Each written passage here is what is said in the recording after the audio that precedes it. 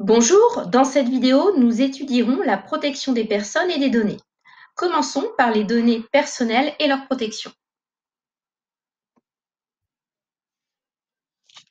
Alors, qu'est-ce qu'une donnée personnelle? Toute information relative à une personne physique identifiée, directement ou indirectement, par référence à un ou plusieurs éléments qui lui sont propres. L'utilisation des technologies numériques génère des traces informatiques qui peuvent être enregistrées et exploitées à des fins commerciales, à des fins de contrôle, voire à des fins malveillantes. Il faut donc protéger ces données à caractère personnel. Ces données sont protégées depuis 2018 par le RGPD, Règlement général sur la protection des données. Ce règlement modifie la loi informatique et liberté de 1978. C'est le texte de référence en matière de protection des données. Il renforce et unifie la protection au sein de l'Union européenne. Le RGPD et ses obligations vont entraîner plus de droits pour les internautes. Le RGPD impose plus de transparence, c'est-à-dire d'information sur l'utilisation des données. Un droit d'accès, un droit d'opposition, c'est-à-dire s'opposer à l'utilisation de ces données, un droit de rectification, c'est-à-dire la suppression de ces données, un droit de portabilité, c'est-à-dire faire transférer ces données, un droit de notification en cas de piratage et la limitation de conservation des données.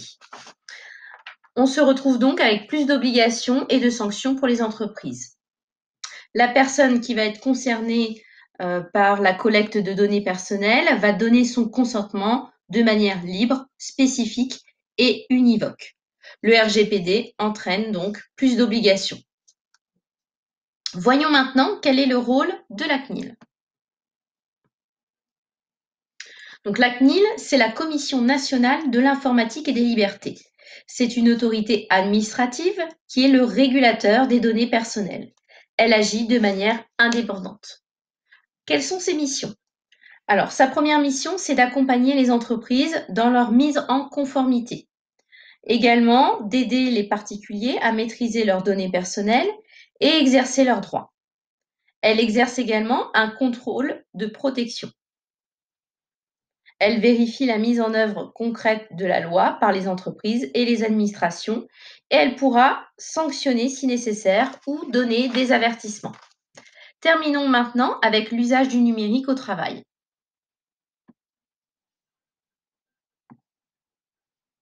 Un équilibre dans l'usage du numérique doit être trouvé entre les salariés et l'employeur.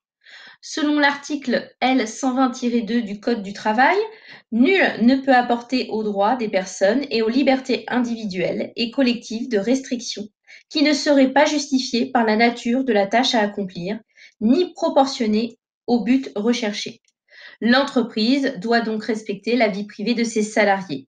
L'employeur ne peut donc prendre connaissance des messages personnels émis ou reçus par le salarié. C'est ce qu'on appelle le principe d'inviolabilité. Voyons maintenant le pouvoir de surveillance de l'employeur. Ce pouvoir l'autorise à contrôler les activités du salarié pendant son temps de travail, mais l'employeur doit respecter un certain nombre d'éléments. Tout d'abord, il doit justifier d'un intérêt légitime, c'est-à-dire, par exemple, il n'est pas autorisé à mettre des caméras dans les toilettes pour éviter les vols. Il doit consulter les représentants du personnel. Il doit également informer les salariés, notamment grâce à une charte informatique. L'employeur peut donc surveiller et inspecter l'ordinateur d'un salarié, sauf pour les documents identifiés comme personnels. Cette vidéo est terminée. Nous nous retrouverons pour étudier la preuve et les contrats numériques. À bientôt!